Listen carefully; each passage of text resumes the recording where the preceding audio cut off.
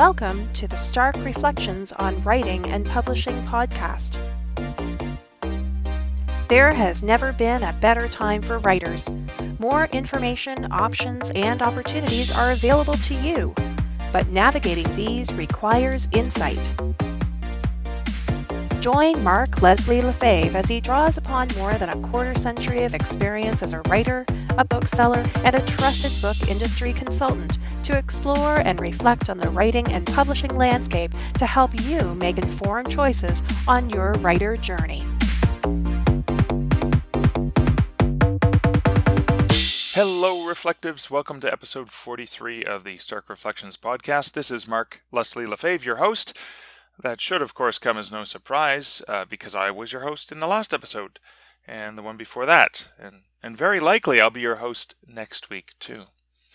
Now, in today's episode, I chat with Dave Sweet and Sarah Graham about their new book, Skeletons in My Closet, Life Lessons from a Homicide Detective, which is an unorthodox police memoir taking readers on a ride-along like no other, revealing poignant truths about life and death, how we can all work and live together. Danger and grit pair with humor and compassion in this gripping, fresh read. Dave Sweet, a conservative, veteran homicide detective, has teamed up with Sarah Graham, a liberal, optimistic author, to write this unconventional, universal life lessons book. And I have to say, I'm only partway through it, but wow, it truly is all things dark, all things reflective, and written with much compassion. And it's really poignant read. I'm loving it so far. But before we get to the interview, a bit of a personal update. I'm just finishing off the updates with the final editorial notes and the proofreader notes for my nonfiction book, Killing It on Kobo, which launches on October 23rd, very soon. The revisions to this one have prompted a longer and larger discussion with my editor about the even bigger forthcoming book, Indie Publishing Insider Secrets, which was originally slated to be out at the end of November, but I've made the decision to push it back to either January or February of 2019. There was some rearranging to do here that I don't think is feasible in the time that I have, and since I didn't already put it up for pre-order, I've got a bit more wiggle room that I'm more than happy to take advantage of because I have the opportunity. This will give me time that I never budgeted for properly, to get the print and audiobook versions of 7 P's of Publishing Success and Killing It on Kobo out and into the world. Yes, I underestimated the time I would need to get all of it done properly. I underestimated the back and forth on the edits and revisions. I overestimated my strength, speed, and agility overall. Apparently my spidey sense still malfunctions even after all these years of writing and publishing. Now, speaking of making pre-order mistakes, I shared this on the Stark Publishing Solutions Facebook page recently, a video from previous podcast guest Dana Ferrant. She was in episode 37, and her new book, Become a Badass in Business, was released this week. This is the week of October 15th. Now, the reason I'm sharing this is because I love the way that Dana made a mistake on the pricing and got caught in a systematic issue, but she managed to turn that mistake or that error into a win rather than a failure.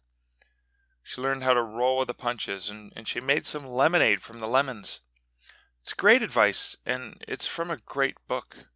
I'll post a link to the video of Dana explaining this in the show notes on starkreflections.ca, and I'll also post a link to the episode where I interview Dana.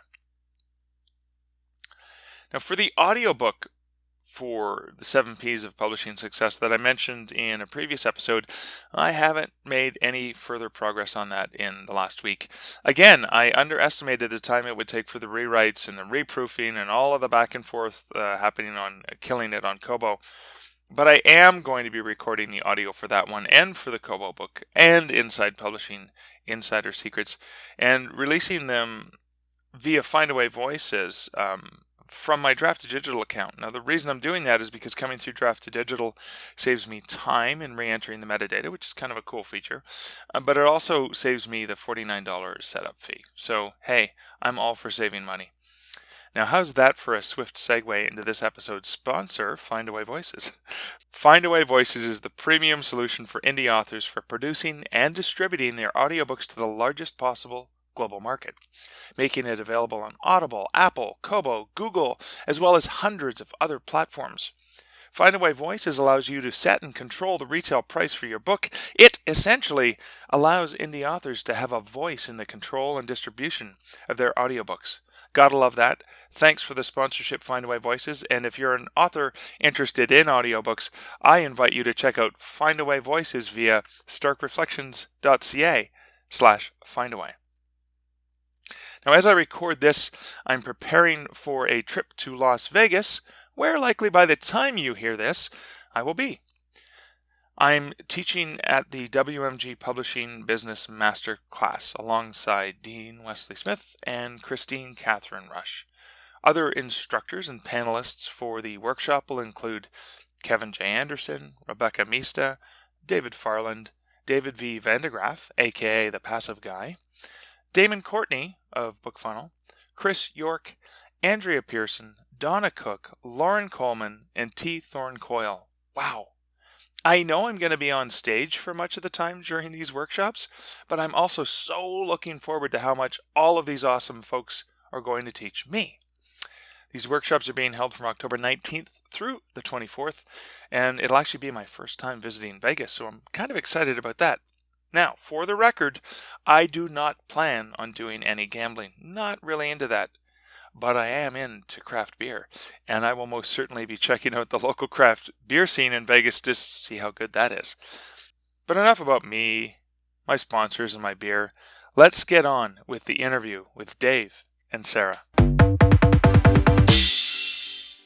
Hey, Sarah. Hey, Dave. Welcome to the podcast. Thanks for hanging out with me. Thanks, Mark. Thanks for having us, Mark. So this is really cool. It's so good to get you guys together because I want to first go back for listeners and I want to talk about how did you guys first get together? Well, Dave gives writing workshops to writing groups around town, and he was very generous. He had business cards, and he's like, if you guys ever have cop craft questions, take my business card. And I've learned not to say no when people offer help. So I took it, and then throughout the year, I just email you questions. And that was like for 5 years? Yeah. For 5 years. Yeah. 5 years, yeah. Something like that. Anyways, and then Dave told me he wanted to write a book. Yeah. And yeah. Yeah, so it was a few years ago now, I guess. I sort of came up with the idea of maybe trying to jump into this writing thing. Which is amazing. So, of course, I was super excited. And I had been around the writing community a little bit with When Words Collide and doing some of that type of conferencing. And I'd done a few smaller writers groups as well, local ones. Yeah. Okay. So what were you doing at the writers groups? I mean, were you giving them insights into police work? Is that what it was? Yeah, absolutely. Yeah, I think that I would be asked to come to the writers groups and to some of these conferences to do that exactly that, sort of give insights into the world of policing. I think writers found it of some value because they could write more real life type stuff if they understood kind of some of the dynamics, the way things actually really work. And not just by TV. And yeah, not just what you see on TV. Yeah. And, my understanding is it helped with like development of characters and development even of plots and stories and all that kind of stuff. Absolutely. And so research obviously super important when you're writing a book because you want to be accurate and get it right. And so it was actually way easier to just shoot Dave an email and ask him, okay, this is my scenario, would this work, that sort of thing. Okay. Yeah. And so it was through that kind of beginning with sort of a collaboration with other writers, but I got interested in the world itself. And then from there, when I decided that I thought I might try and jump into it myself, I contacted Sarah because she was somebody I met through that process and just sort of asked a few leading questions to start off with to see if this was even something that was viable or possible. And the idea for the book right from the very beginning, it deviated a little bit. Well, I think it grew. It grew, yeah. It grew. But I mean, it was really an idea that it would be a life lessons book. Things that I learned through the course of my career, I could sort of share with the community that I live in. And of course, like, I love that sort of stuff. And Dave's angle from the start was that social responsibility, which that really resonates with me. And so I was super excited, for that part of the project too. Okay. So, I mean, and this is something that I think is really, really intriguing about the book because, when you first think about this as a book and it's the inside of a homicide detective, the people probably have the impression that, oh my God, it's the gritty, dirty stuff and I'm going to see the blood and the splatter and all that stuff, which you can't not talk about some of that stuff, but it really is the life lessons. And reading the book, you really get a sense of the emotional response, I think, and the social commitment. I mean, I'd love to hear a little bit more about that because I think you do that. You guys do a really good job of eloquently portraying that this is not a gritty life on the streets. Yeah. It's the lessons learned from this sort of life. Yeah, it's interesting. There's almost a dichotomy there, isn't there? Like Homicide Cop, life lessons. The two of them don't completely work. Life and death, right Right? there. Exactly. Yeah. But they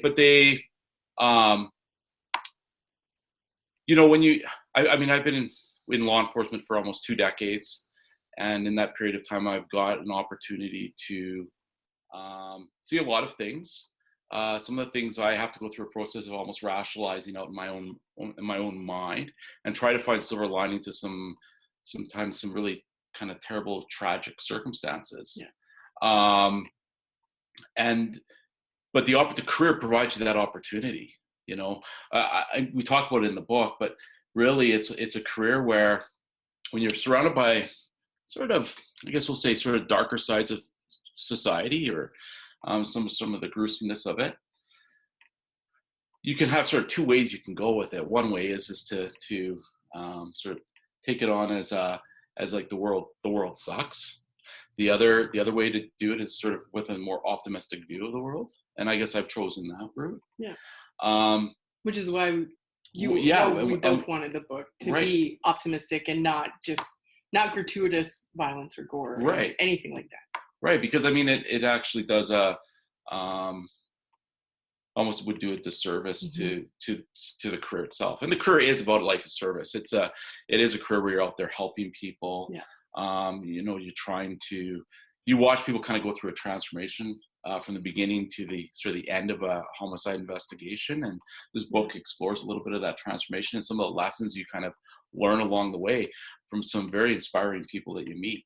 Yeah. And so early readers though did want more. I guess there was that reader expectation of more grit, more I guess, I don't know, details, just more of that edge. And so we did talk about it and made the decision to weave in a little bit more than we originally anticipated, just to match, I guess, a little bit closer to reader expectation. Right. So it has a bit more now than we originally anticipated, but without violating the heart that the book, I think, originally intended. Right. Absolutely. Right. And also, I mean, it's not to offend anybody. I mean, there's going to be people that have suffered great loss. Some of their loved ones' stories are told in this book, and it's with that sort of that mind's eye that you have. We have to be careful about how we express ourselves, I guess, and the way stories are even portrayed. It's not about blood, guts, gore. Yeah. It's not gratuitous in any way, shape, or form. Certainly, we have opened up the vaults a little bit in terms of adding a little bit more detail to some of the stories, but it's not so that it takes away from the book's intention, like you said, Mark. I think it added another layer. I guess for me, it punched me more in the gut when I was writing it. So I expect it'll punch the reader a little bit harder. I guess that's not the right word. It'll pull them in harder because those details are woven in. We wanted to add depth, absolutely not take away from any of the lessons or anything like that. Okay, so and here's another intriguing thing about this book, which I find fascinating. Many people who have life experience, movie stars, police officers, whatever, right? They write a book and there's a ghostwriter who, they tell the story to them and then the ghostwriter is completely invisible. But in this case, you're doing the same sort of thing, but Sarah is a voice and a part of the book as well. Why did you guys decide to do it in that way rather than have Sarah be the one who's hiding behind the curtains like the Wizard of Oz? Well, there was a few things.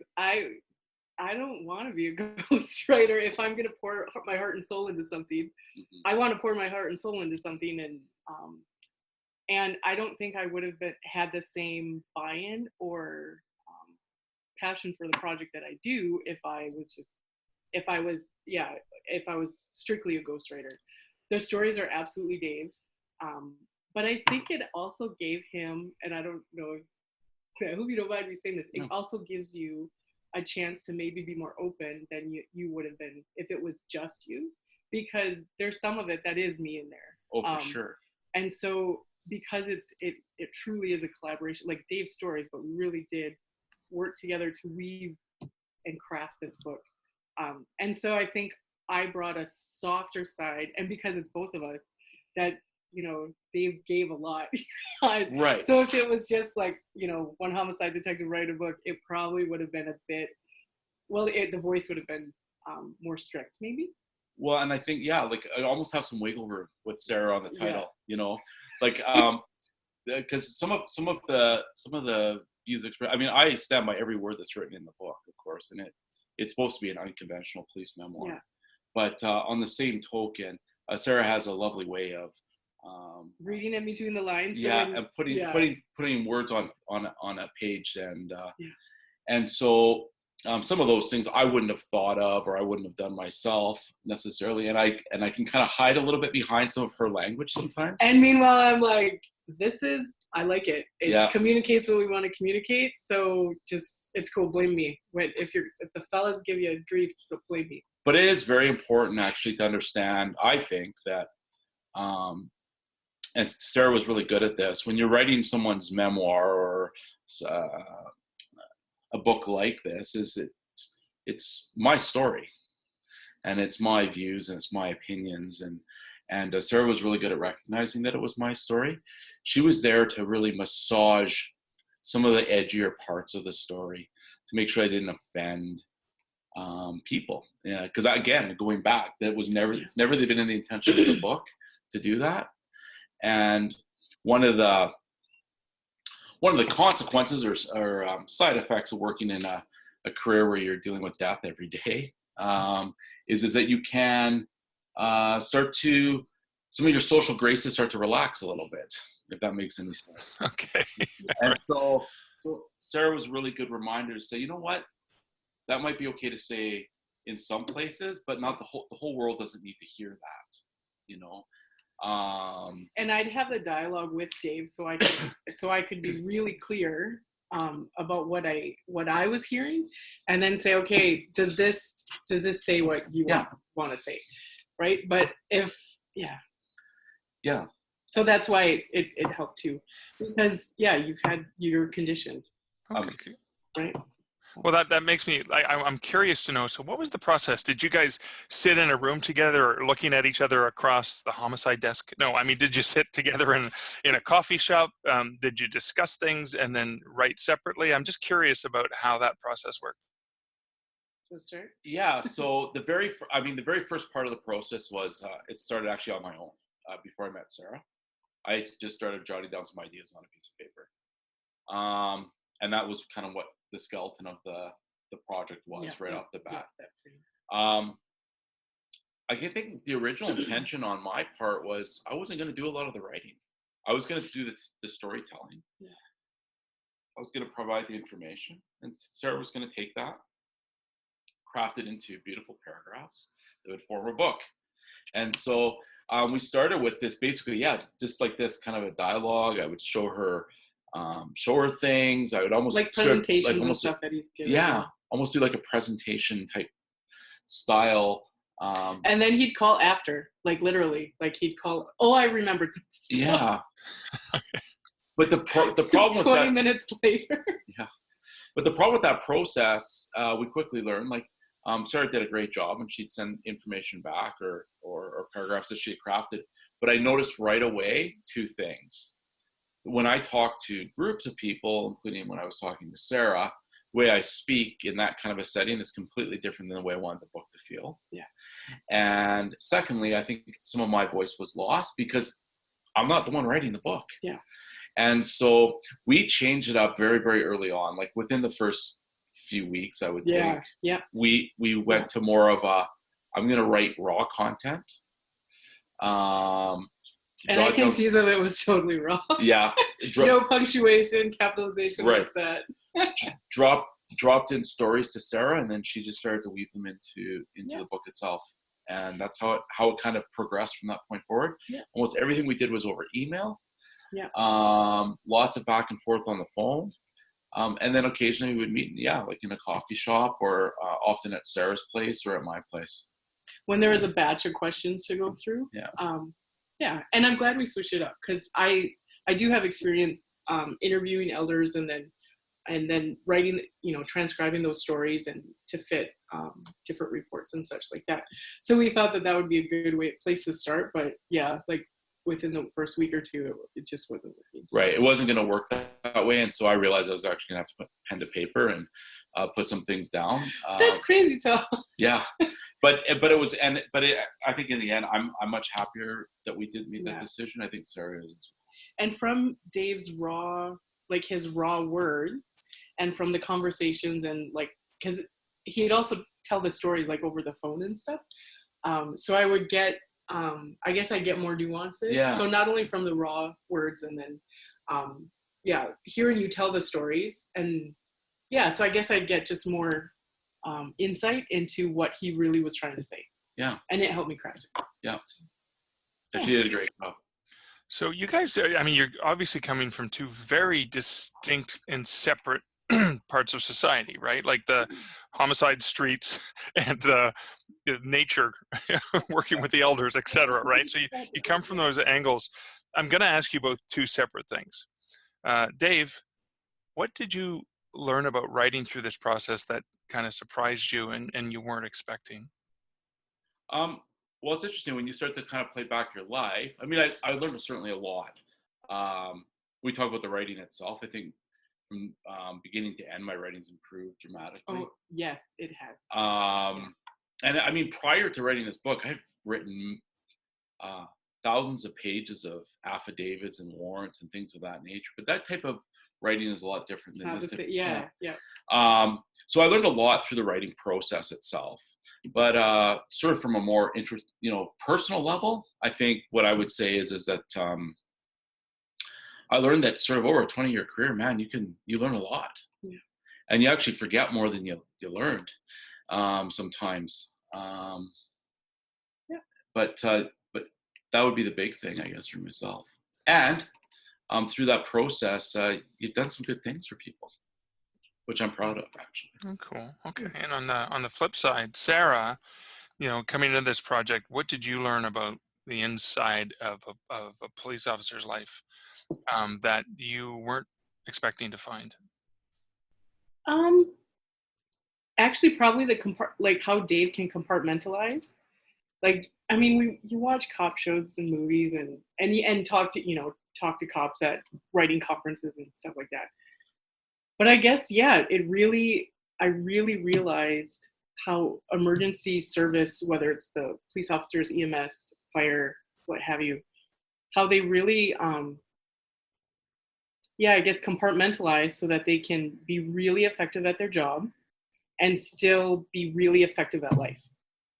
And how that is possible, and how the rest of us, we don't have a clue. We don't understand that part. But in the book, Dave actually talks about, that's actually good that people don't know that part. I'm sorry, there's a cat right here. Sorry. So back to Dave again, what we know, we kind of have an idea of what TV gets wrong about homicide. What does TV actually get right? Oh, I think, depending on what kind of a TV show you're watching, certainly there's a lot of police dramas on TV where they're completely fictional stories all the way through. But those shows often portray the character of a police officer fairly well. I think you can sort of, watching those types of shows, you kind of see different personalities within our own office. When I watch those shows, I can see kind of the more grumpy guy and sort of the more, doty-do guy. Those shows play out that well. What I think they also play out sort of that internal pressure that investigators feel to solve crime. I think most of the shows portray that really, really well as well, because that's certainly true in real life too. It's never external pressures. There's a group of men and women in police services across the country and across the globe that pressurize themselves to solve these crimes. There's not a boss coming down from upstairs to say, why isn't this thing done? It's an internal thing, and I think the TV shows get that right too. That internal's right. Yeah, so I think they do quite well with the portraying the police environment for the most part, in a lot of cases. Yeah. Okay, and so Sarah, I'm going to turn the tables and say, what do TV shows get right about writers and the writer's life? Well, I'll say Castle didn't, like, my experience was not. Your experience was not like the Richard Castle experience? No, You not sure? at all. Okay, No. you didn't get to ride along and put on a No. vest and all that stuff. You know how many times I asked for a police, like the helicopter ride along, and things like, yeah, I haven't been up there. Sure. So that one, they did not get it right, or at least not my experience. Well, that's because you're not best friends with the mayor. That's why. Oh, that's right. If Nenchi's watching, I want to ride on the helicopter. Yeah, I can't think of one that gets the writing right. Well, at least not my experience. Yeah, I'm an anomaly though, I think. Okay, so I wanna jump over to some of the logistics about publishing as well, because Sarah, you have written and published other books under a different pen name, and you have experience in both traditional publishing and self-publishing, and you went with I would say a niche craft Canadian publisher who has done an amazing job. And you've also released some other products that I thought were really intriguing to sort of keep the buzz going while the book's in because it's pre-order right now when we're talking, and it's going to be released imminently in October 2018. Why did you decide to go that route? Rather than different publisher or self-publishing, etc. Well, we had interest. Actually, we had interest from one of the big five, one of the nonfiction editors for one of the big five. And I'm actually eternally grateful to this man because he loved it, loved the premise, but it straddles three different genres, right? Like Right. True crime, police memoir, and self-help with the life lessons. So I'm actually with chatting with this man, this amazing, I'm going to call him a mentor, even though it was just a quick little snippet of this, but his I'm not asking you to change it. We just can't sell this easily to bookstores because it doesn't fit in a box. Right. But but don't change it. You just change to go with us. Just don't change it. So he loved what you were doing, but he recognized that the market as it exists in traditional distribution would not be able to support it the way it needed. Yeah. Okay. So his, I guess that external approval and I guess validation that, we were onto something. Yes, we had a really cool project, strong writing, really great stories that resonated with people. And people, lots of people from lots of different backgrounds.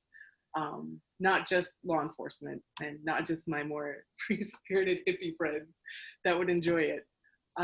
So that got it. So we had some nibbles with some small and medium-sized presses, but when we talked to Brenda with Mischievous Books, she's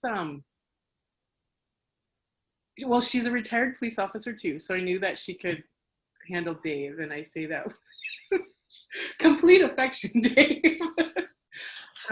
But she has this polish that I love it. Yeah, she just has this polish, and she is fiercely Canadian. And I'm actually an import here, and I love it here. And so there's just so many things that resonated. And she also was quite interested in giving us a lot of freedom, which I also like, because once you have the taste of self-publishing freedom to do things the way you want to do them and maneuver the way you want to do them, that's hard to give up, right? Like there's a I guess there's a cost, right, for traditional or self, whichever road you go. But with Mischievous Books, like, she offered a really good boutique compromise, if that makes sense. So yeah, she's been amazing to work with.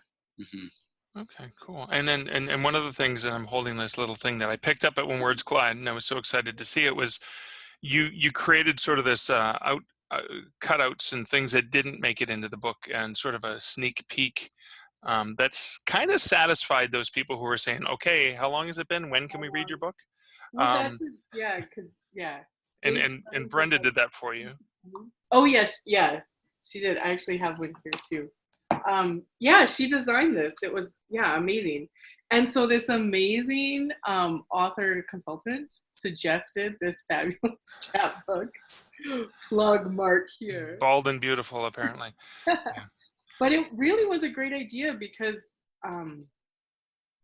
people love that. What I've noticed, and part of my job too, I guess, as like the ghostwriter that's not a ghostwriter, is to watch the audience with Dave when Dave's giving a presentation, like at the When Words Collide and that sort of thing, and watch them and listen to the questions they're asking and that sort of thing. So when you suggested doing this teaser chapbook prequel, it was great because it was giving the audience or like early readers, it was answering questions that I've heard audience members ask Dave. Okay. And so it just gave us that opportunity to give readers more if they wanted more. Right. So what has the feedback been on this? Because, you know, it's out before the book's actually out. So not just advanced readers, but people who haven't read the book but are, you know, what have you been hearing? I've been hearing nothing but praise, which feels really good. Because when you know, poor Dave, like, he really opened up and I did the best job that I could possibly do with crafting it. And so, like, get it out into the world, at least just this little prequel, and people are, I guess, ravenous for this one, which is good. That's the feedback I'm getting. Yeah, I think that was the same kind of stuff I was receiving as well. People were excited about the book. Yeah. They looking forward to it through the reading of it. Yeah. I think that this, almost from a marketing perspective, it certainly allows you to sort of test the temperature. Yeah. That's a good one. Of sort of what you're looking at. I mean, when we start to consider how many books we're ordering and all of those kinds of things, having something like this and having numbers that you can see of downloads gives you a very good idea on sort of what the temperature of the book's going to be. So. And it also gives us, it was just another opportunity to, I guess, share more with readers too. Yeah. And not only, because this is, I mean, with the book, you want to stay like life lessons. So we stayed true to the life lessons part. This one, you know, just goes a little bit deeper, tells the reader more about Dave, because people are fascinated with this career. Like, they're fascinated by homicide detectives. Yeah. So I actually think this, I like this as well for Sarah, because this actually, truly, your voice is in here. Yeah. Like you're given an opportunity to just be Sarah, where in this book here, the voice is Dave. Oh, and has been from the very beginning. Yeah. Even though you'll see the little Sarah-isms sort of around the corner every once in a while. But this book here, I mean, Sarah has a platform where she can actually just talk and share her own feelings, and they are hers. She's not candidly saying, this is what Dave's like. And so I think that was really great to be able to, at least from my perspective, it was important for Sarah to always feel like she was sharing in this, right? And we're a partnership on this, and so I like the idea that my partner had an opportunity to say whatever she wanted to, and this was a great platform for her to do it. Okay. And this is indeed a place where your partner does have your back all the time, right? Yeah, oh for sure. Yeah. Okay. Well, she does. No, I mean, despite we're two different people, and we have to learn how to kind of negotiate each other's styles. Yeah. And I cut him no slack during edits. I would say that up until the editing process, it was smooth sailing for Sarah and I. Because that was the fun part, right? Writing the book, it's fun, it's good. But when But then the pressure comes on a little bit. Yeah. And I work well under pressure. I work well under pressure by myself. Right. And so, we had, but that was that's okay because we come back to Yeah. it as well. We Well, and actually it's- fall back on the lessons of the book in a few Yeah. instances, didn't we? Yep. Yeah. And we talked a little bit about it in here. During, like, yeah, it was really smooth sailing during the writing of the Yeah, book. for There's sure. only a couple times where Yeah. where it was like fisticuffs in my head. But Yeah. anyways, but it was funny though, because for edits with me, I need to like get into my little shell, which reminded me of when Dave's on a case, like he'd go radio silent, which is not like Dave at all, right? And so, but if he's on a case, he's focused on the case, right? Obviously not on a side project. So that's what I was like doing edits, but I didn't realize that was what I was like. So I didn't even, like, I didn't know to give him the heads up, like, okay, so I'm going to be complete, like, it'll be, yeah, like Jekyll and Hyde Sarah during edits. Sorry. It's true. You were Jekyll and Hyde. It was Honestly, it was terrible. I believe the right word is terrifying. Terrifying.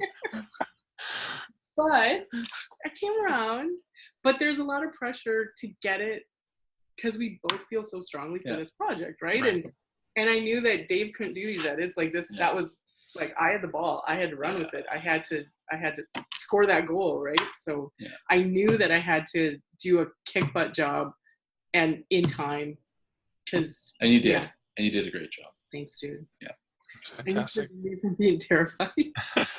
So the book itself also has a section at the end, which is a reading group study guide sort of questions. Yeah. Is that derived from the talks that you've done for writers groups or for other groups? Like where did that come from? Why did you guys decide to put that in the book? Well, actually, it was Brenda at Mischievous Books her and I both wanted to do that. I don't know how familiar you've been with book club questions at the end. No. So but when we ran it past you, you're like, well, that makes sense. Okay. Yeah. So that actually was me kind of going back a lot of the conversations that we've had while writing it. So like it just kind of, it gets in a file in the back of your head, right? So then when I was writing these, those came forward, like what can the reader get out of these lessons? And we really wanted, or at least I really wanted the reader to have concrete questions that they could reflect on to I guess get the most out of the life lessons that totally. And if those questions, like I had very little to do with that part except for just read them, but you did, that's exactly what they were designed to do. And they actually, they do it really well.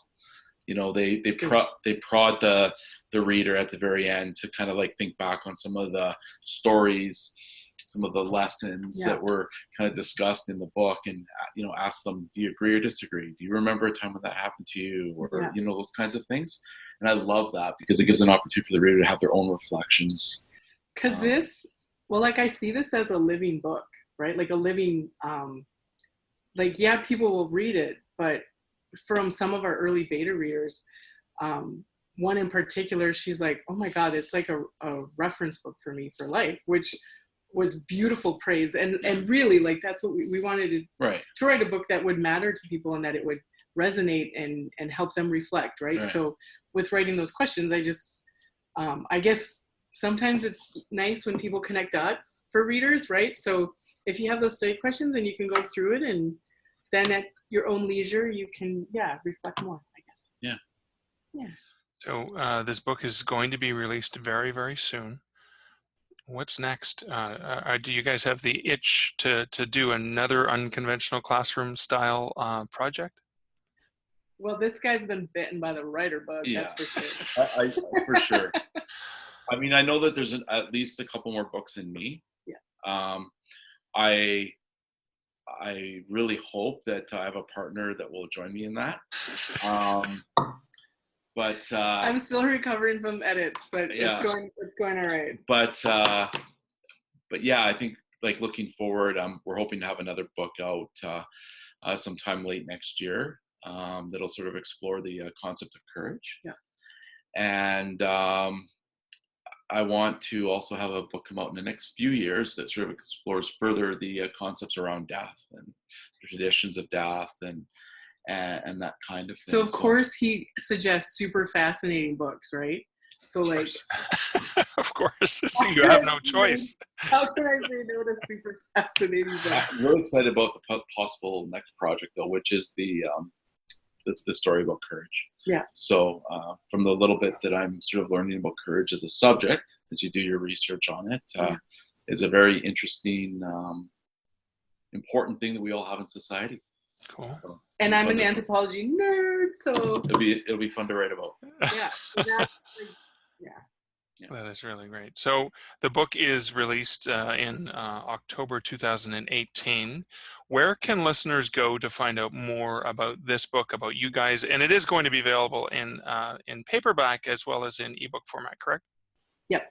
And actually, we just heard Brenda just said hardcover too. In hardcover. Cool. For those who dig the hardcover, I think this guy should get a hardcover. Yeah. That's fantastic. So where can they find out more about this book? Unconventionalclassroom.ca.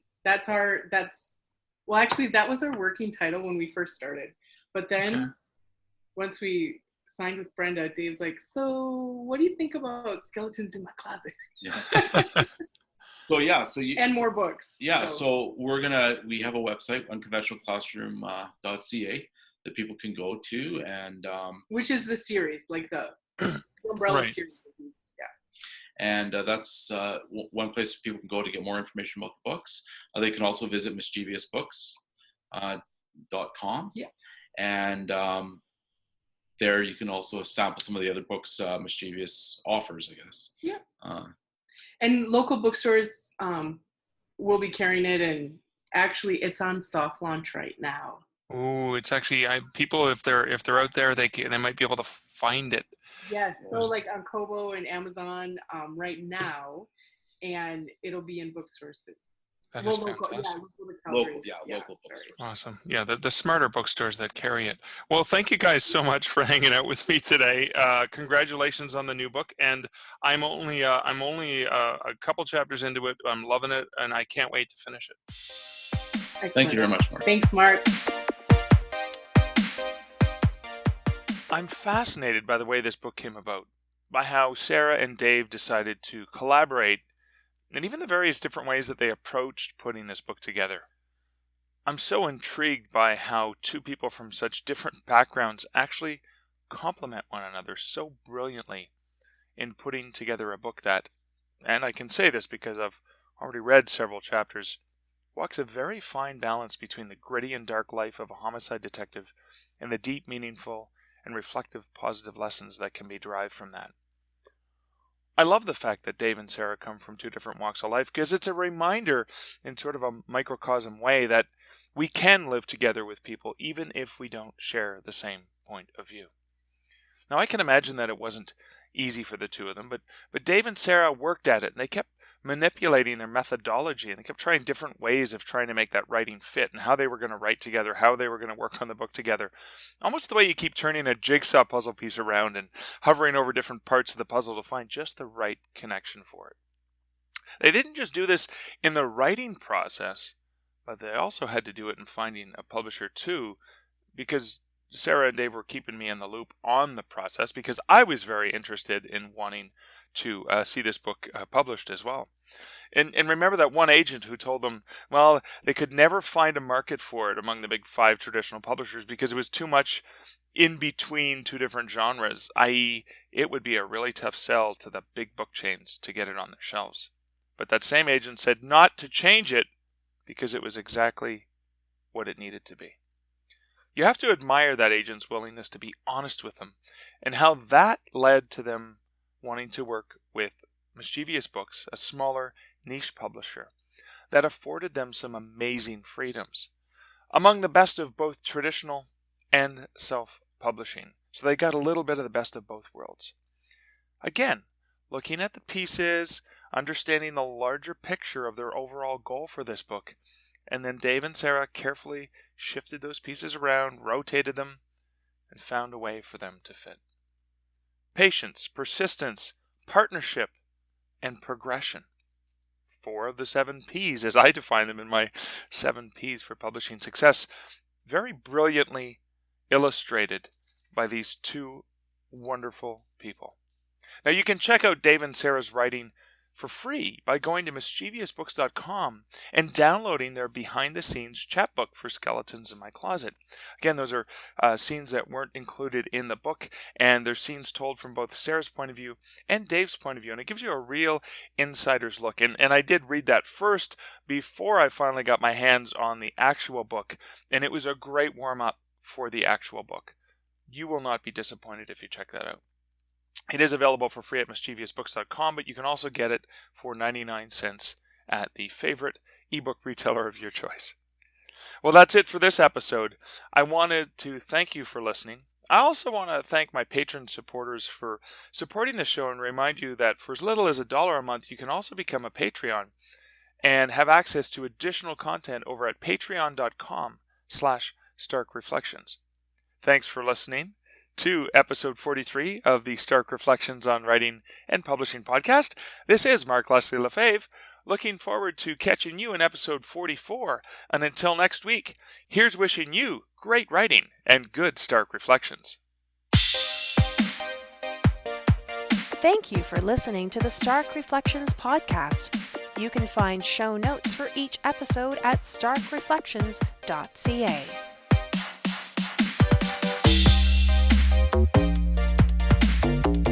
The music for this podcast, Laser Groove, was composed and produced by Kevin MacLeod. Check out more of Kevin's great music at incomptech.com.